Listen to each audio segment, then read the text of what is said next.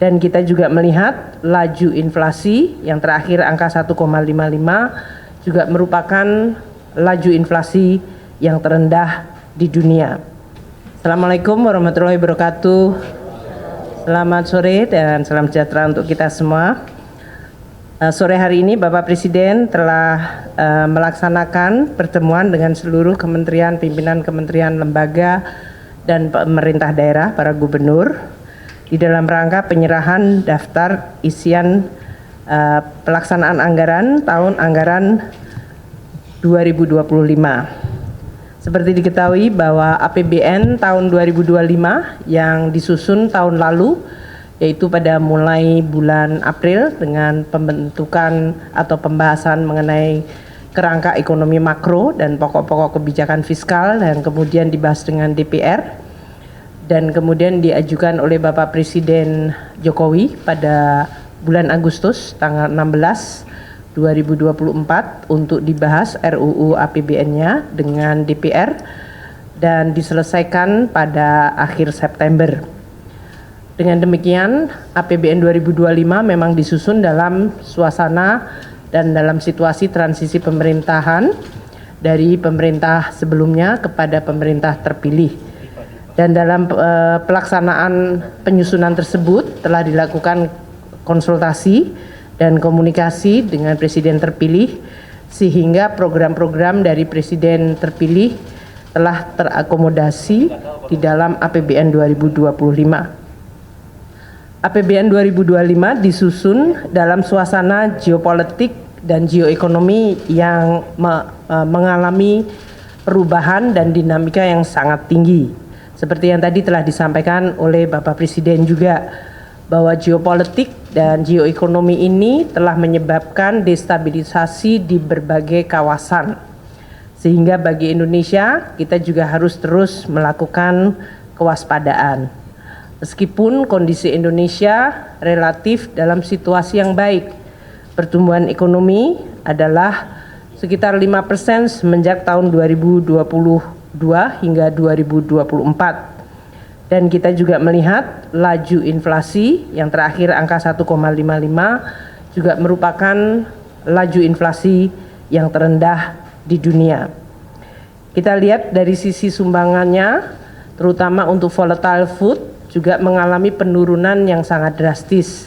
Ini menggambarkan upaya kita untuk menstabilkan dan menjaga tingkat harga pangan pada tingkat yang terjangkau oleh masyarakat telah mampu dilakukan.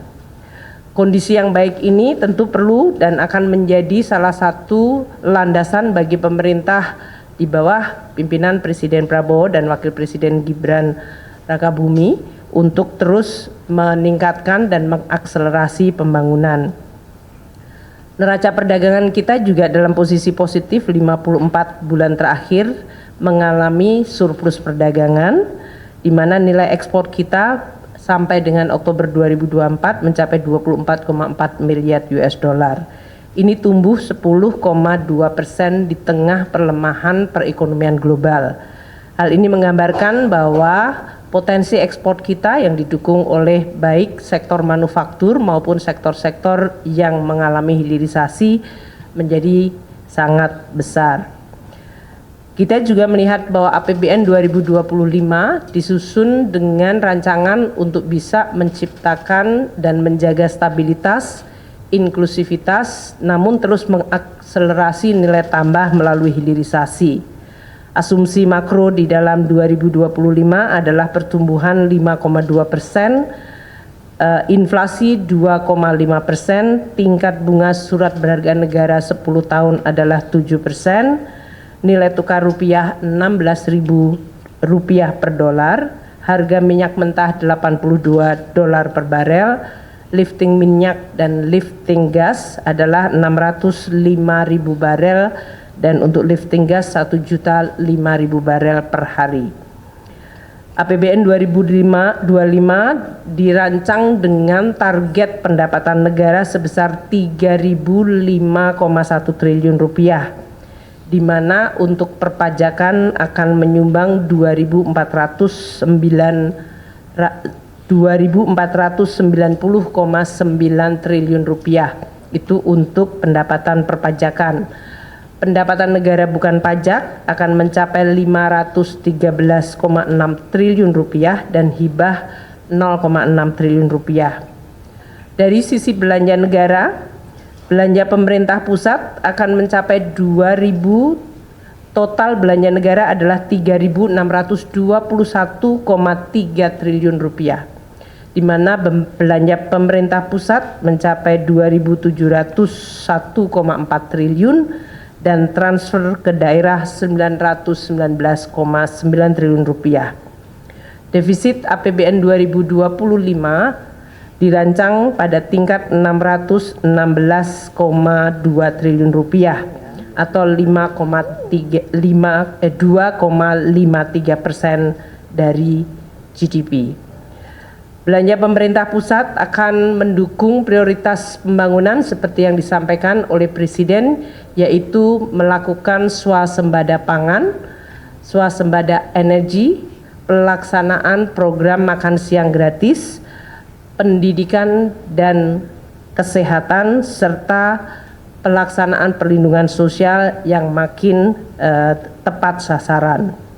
Untuk itu, dengan belanja Rp2.701,4 triliun, belanja pendidikan mencapai Rp724,3 triliun. Ini adalah belanja tertinggi fungsi pendidikan di APBN kita. Untuk kesehatan Rp218,5 triliun, perlindungan sosial mencapai Rp503,2 triliun, dan untuk ketahanan pangan mencapai Rp144,6 triliun. Program makanan bergizi yang dialokasikan anggaran Rp71 triliun diharapkan akan dapat meningkatkan perekonomian di daerah dan terutama di desa-desa di dalam rangka untuk mensuplai kebutuhan program makan siang bergizi.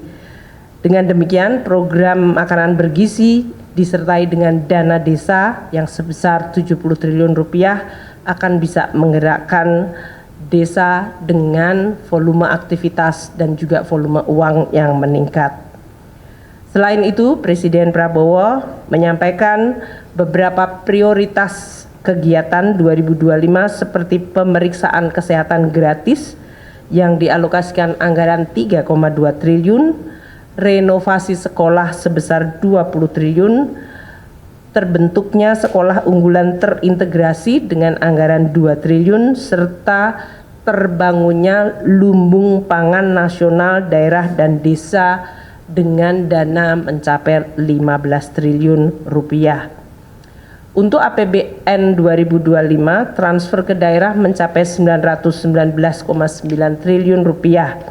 Ini tetap diarahkan agar terjadi sinkronisasi dan sinergi antara belanja pusat dan daerah sehingga dapat meningkatkan kesejahteraan, pemerataan dan pelayanan publik. Di dalam Undang-Undang APBN 2025 juga telah dimasukkan berbagai undang-undang seperti undang-undang untuk hubungan keuangan pusat dan daerah, di mana daerah akan meningkat dari sisi local taxing power-nya dan juga bisa melakukan pembiayaan yang lebih inovatif. Untuk pendapatan negara sebesar Rp3.005,1 triliun, kita akan melakukan dengan terus melaksanakan reformasi perpajakan, pajak dan bea cukai, dengan terus menyusun program termasuk dalam hal ini menggunakan teknologi digital. Bapak Presiden terus menyampaikan agar kebocoran penerimaan negara terutama dari tindakan-tindakan ilegal akan terus menjadi pusat perhatian, dan juga dari sisi intensifikasi dan ekstensifikasi dari perpajakan. Kita juga mengikuti bahwa di dalam suasana global terjadi persaingan global taxation yang harus kita waspadai, sehingga kita juga harus terus menjaga agar basis perpajakan Indonesia tidak mengalami erosi dari praktek-praktek perpajakan global yang memfasilitasi terjadinya tax evasion dan tax avoidance. Untuk program Cortex dengan pemanfaatan teknologi digital dan juga program CESA di Bea Cukai akan terus disempurnakan. Juga akan dilakukan joint program serta penegakan hukum seperti yang tadi telah disampaikan oleh Bapak Presiden. APBN 2025 dirancang dengan defisit 616,2 triliun rupiah atau 2,53% dari PDB. Dalam kondisi global yang terus dinamis, pembiayaan defisit akan dilakukan secara hati-hati dengan terus meningkatkan kredibilitas, sustainabilitas, dan kesehatan APBN sehingga biaya dari defisit dapat terus ditekan. Kami juga akan terus menggunakan pembiayaan termasuk di dalamnya dalam rangka penguatan dari Sovereign Wealth Fund dan peranan dari BUMN. Mungkin itu yang kami sampaikan. Hal lain yang mungkin baru pada penyerahan DIPA tahun ini adalah DIPA atau Daftar Isian Pelaksanaan Anggaran dilakukan secara elektronik sehingga tidak ada lagi penyerahan buku.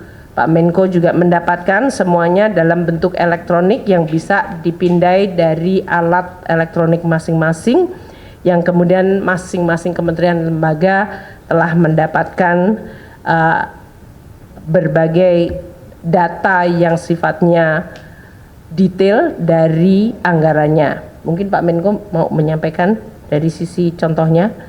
Tadi saya dapatnya dari DIPA-nya Kementerian Luar Negeri karena DIPA-nya saya baru saja di sini kali. Karena tadi Pak Menlu nggak bisa buka jadi saya bukakan. Ini kira-kira kayak gini bentuknya. Yaitu ada jumlah alokasi anggaran per kementerian lembaga untuk berapa program, berapa kegiatan, dan juga dari satuan unit eselon 1-nya. Demikian yang bisa saya sampaikan. Terima kasih. Assalamualaikum warahmatullahi wabarakatuh.